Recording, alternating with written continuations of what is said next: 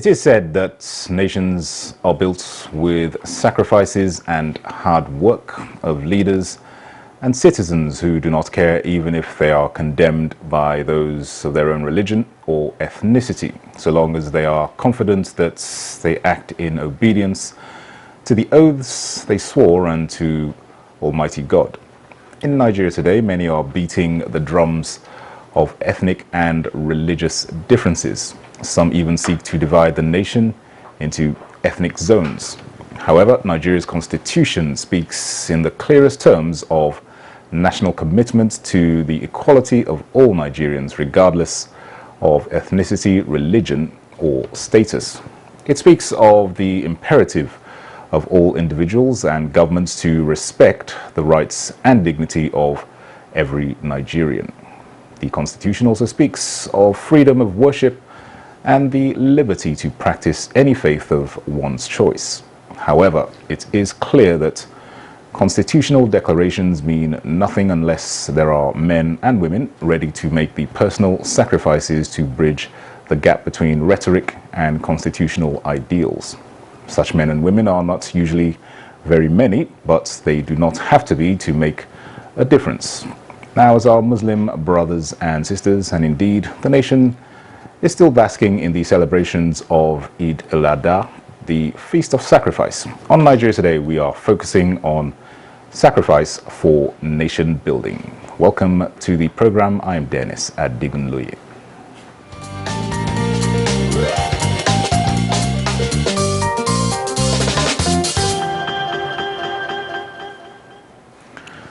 All right, joining me now to speak further on sacrifice for nation building, we have the Chief Imam Ansaruddin Mosque, Abuja, Dr. Musa Olaofe. You're very welcome to Nigeria Today. Thank you very much, sir.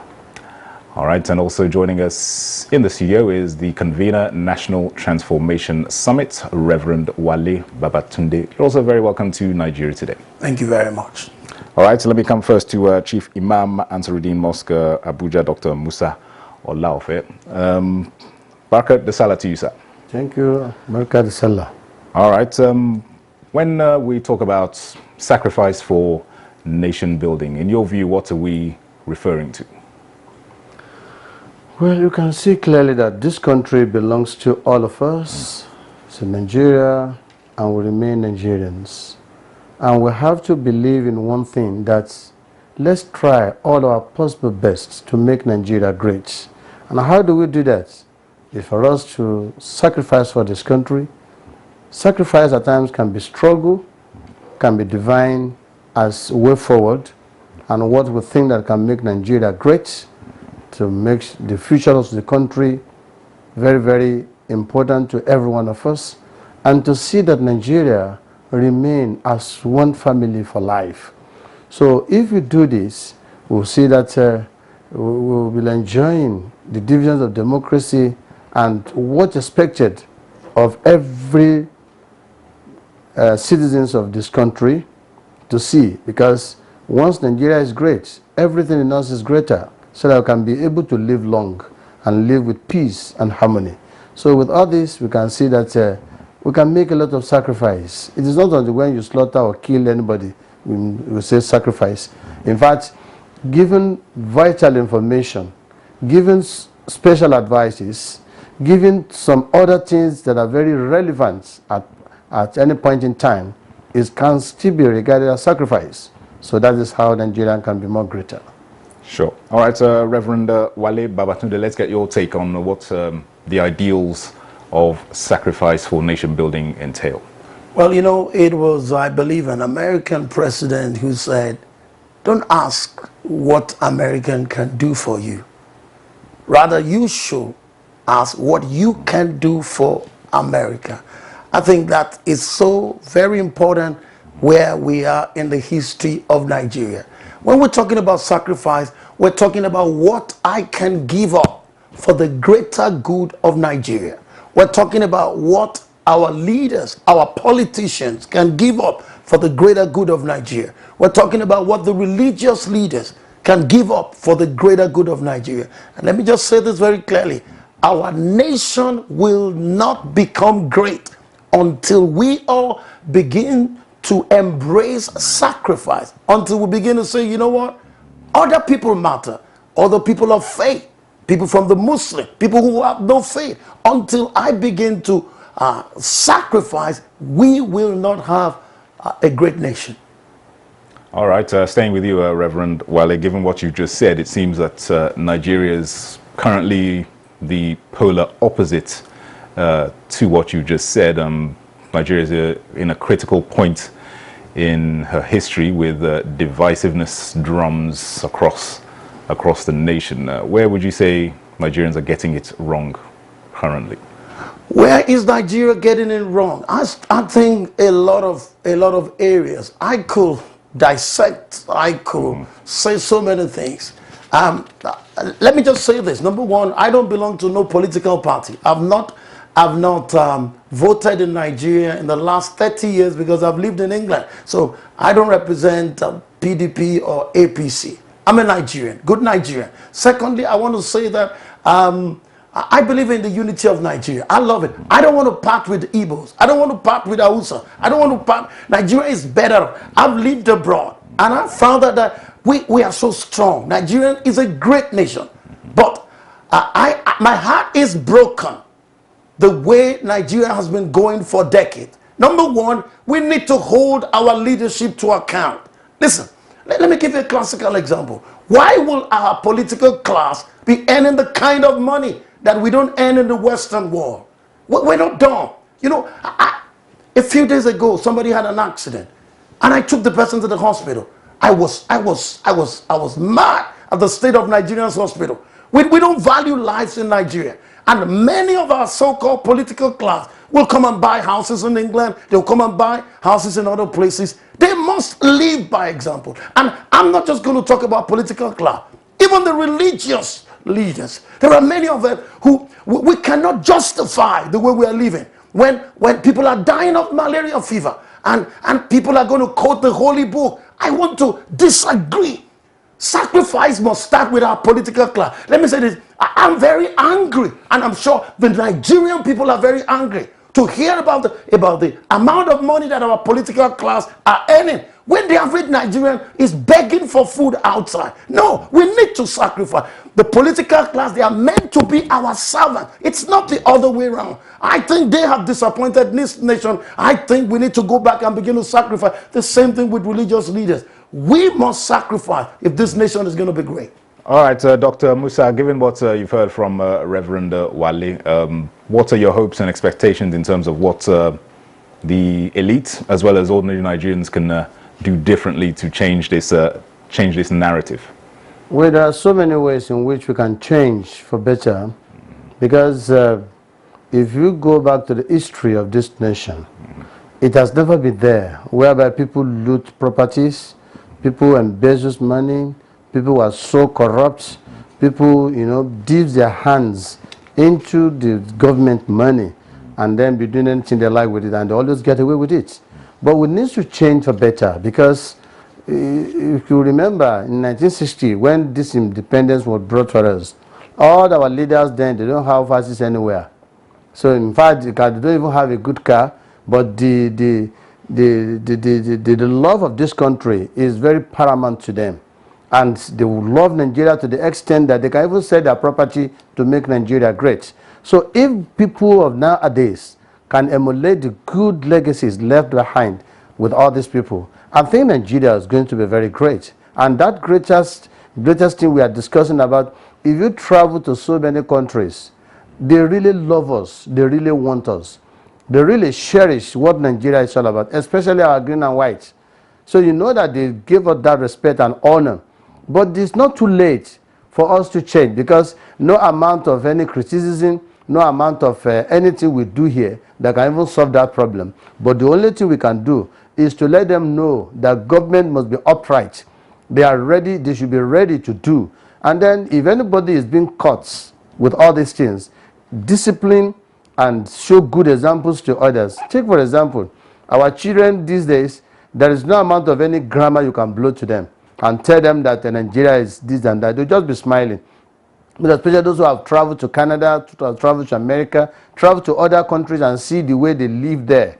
You know, nobody kills this one, nobody maim at this one, nobody concerned about what you eat in your houses, nobody discuss about you. You know, everybody is engaged.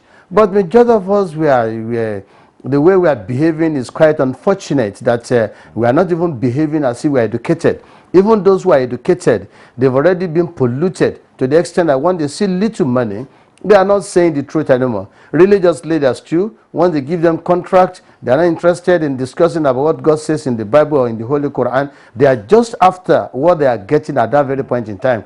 And at the end of the day, they become so useless, to the extent that nobody cares about them. And staying with you, Dr. Musa, as we celebrate the Feast of Sacrifice, what lessons should we all take away, irrespective of our differences and expectations? You see, for Nigeria to be more greater, we just need to come together as one family. Both the Muslims and the Christians, let us work together as one family. Leave religion alone. If you are in the mosque, pray and talk to God to assist you. If you are in the church, pray and talk to God to assist you. But using religion, fighting one another, criticizing one another unnecessarily, and at the end of the day, nothing is forthcoming. So we are not really helping this country. So we should use the month of Zulhijjah, in which Eid al-Kabir came up yesterday, that everybody celebrated, both the Christians and the Muslims, who are friends and neighbors. They went to greet one another. That is how it's supposed to be, because you cannot change what God has written. You cannot even bring new one into it. You can always be working on what's already there, so that to make this country greater, we should stop agitating for break away from this one, let this one go away, let this one be there. If really want Nigeria to be more greater, we need to speak with one voice. In 1979, we had National Party of Nigeria, Unity Party of Nigeria, and many other parties like that. So what are they discussing about? Nigeria, Nigeria. They never go to they never deviate.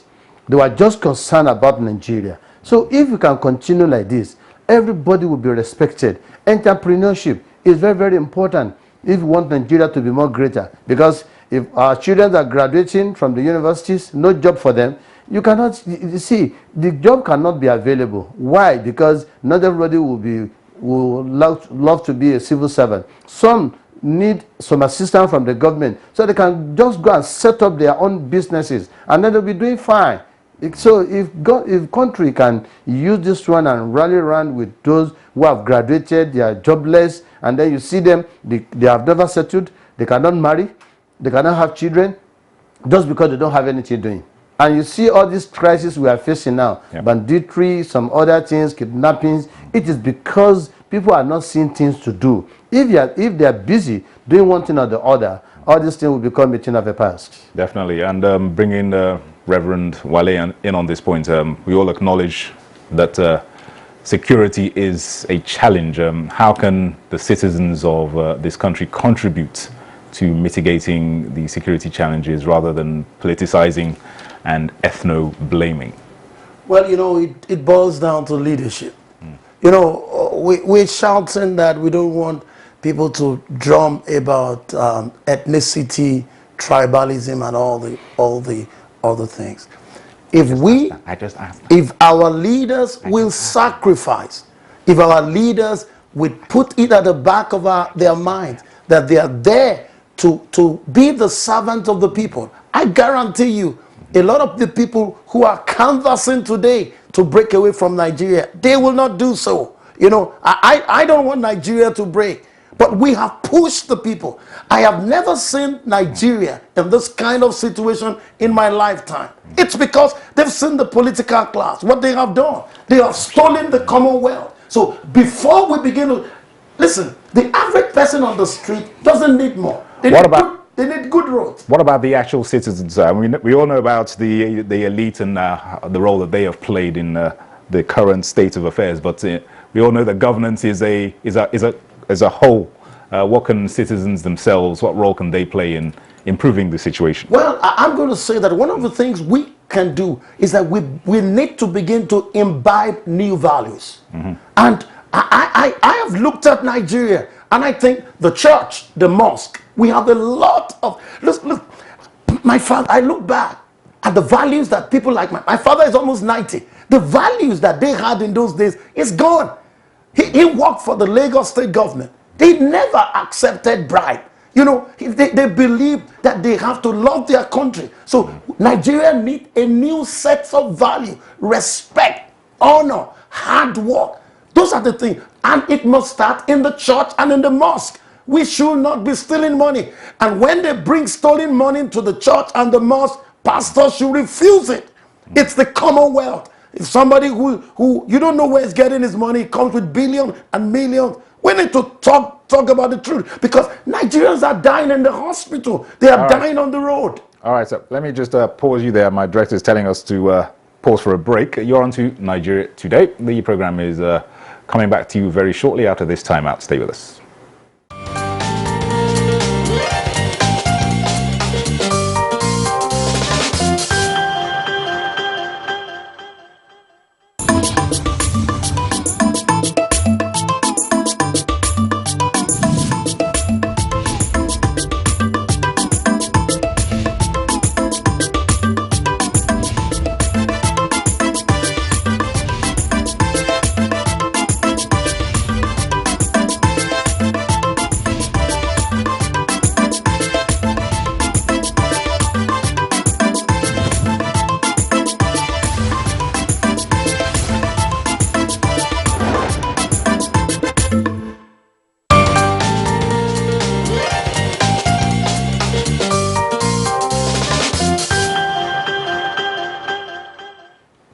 All right, you're welcome back. The program is Nigeria Today. We are discussing sacrifice for nation building. We have the Chief Imam Ansaruddin Mosque, Abuja, Dr. Musa Olaofe, with us in the studio, and also here is Reverend Wale Babatunde, convener, National Transformation Summit. Dr. Musa, let me bring that question before the break to you as well. Can you give us an idea of what ordinary Nigerians can do in terms of nation building? We all know about governments and the powers that be, and all the complaining that Nigerians put on the head of the government. But for a country to function successfully, everybody needs to play their own individual roles. We know about the family and how bringing up children is critical to instilling good values. So just talk to us a little bit about what ordinary Nigerians can do themselves to better the situation in the country. Yes, when we're discussing about nation building, it is not only the government's work. It is the work of, it's a collective responsibility that every one of us need to participate. Yeah. For example, now, for how long now? We've not heard about scarcity of fuel here and there. But anytime you see scarcity of fuel in Nigeria, then you see people selling fuel in jerrycans, black market here and there. So are we now saying that governments, they are the one doing that one too? So we just need to work together. If governments says we don't want people to behave like this, then we should follow the rules and regulations, because Nigeria has been governed by laws, and we should not take that laws into our hands in doing anything we do. So we should make sure that we follow it in such a way that even if you are the leader, if you are Mr. President tomorrow, well, how will you govern this country? How will you control this country? So the ethnicity crisis too, we just need to be very careful in order not to bring it into the governance. Because if a man is leading today, we have to be a Yoruba man who's a president. All other tribes should rally around him. Don't say he's not our man, so he's not from our tribe. And then that's what is killing us in this country. If an Hausa man is leading, let's support. If a Muslim is leading, let's support. If a Christian is leading, let's support. And that support must be in sincerity, with sincerity of trust, so that trust we are talking about in Nigeria is what we lack. We can just be talking that we want Nigeria to be great, and you see people discussing about peace, peace, peace, peace. They can just be saying peace from their mouth, but majority are not peaceful at all. They are not peaceful in such a way that that is not the way to build a nation. How do we build a nation? Number one, we must educate our children. Give them good education, sound education for that matter. Number two, you should teach them how to behave in the society, mannerism, how they can talk, how they should respect elders. In those days when you see them, you give them the honor they deserve. In fact, when you are sitting down and another man is coming, then you stand up for him or her to sit down. But these days, they don't do that. They'll just look at you. After all, you're a university graduate. I'm also a university graduate. The respect is totally zero. So they don't have it anymore. Then at the same time, the parents too must look after their children. Do you monitor them? How much do they buy their mobile phone they are using? Where do they get the money they are using and buying this mobile phone? We don't look after that one again, and that's why things begins to deteriorate more than expected. And we can never build a nation like this when we continue looking at people and allow them to do whatever they like. If you allow them to do whatever they like, then they will not look at Nigeria as anything. Look at the issue of NSAS when it came on board. Many things were looted, many properties were destroyed, billions of naira were gone. So, and if all these things, how do we build a nation when something are destroying every day? Then we are looking for another budget to replace it back again. Instead of us to move forward, we are now moving back on daily basis. So it is not the handiwork, it's not the work of the government alone. It is collective responsibility. All of us must come together and build this nation. And we must love Nigeria at our hearts. If you really love Nigeria, yes, we build a nation. If you don't love Nigeria, then you see some people, even when they are outside the country, by the time they are discussing about Nigeria, I was watching a program the other time, maybe our footballers went somewhere. Somebody was abusing all of them, that go to your country, see you are from the country that did this, a lot of things that we are not like that. Well, I thank God that in that video, some people have to respond that no, our country is not like that. When you say Nigeria is bad, it's not everybody that's bad. Some people are still good. In fact, when you give them money to take, they tell you, no, we are very sorry. We are not taking this. Yeah. So if those ones are there, plenty, others who are bad, then they can change and emulate the good ones so Nigeria can move forward. Absolutely. All right, let me give the final word to Reverend Wale. Well, what can you say, building on those critical points that Dr. Musa has spoken of? Well, I would just want to emphasize the rule of law. You know, the rule of law states that everybody is equal before the law. Doesn't matter whether you're a political class, you're the man on the throne, or you're the man on the street. There's equality before the law.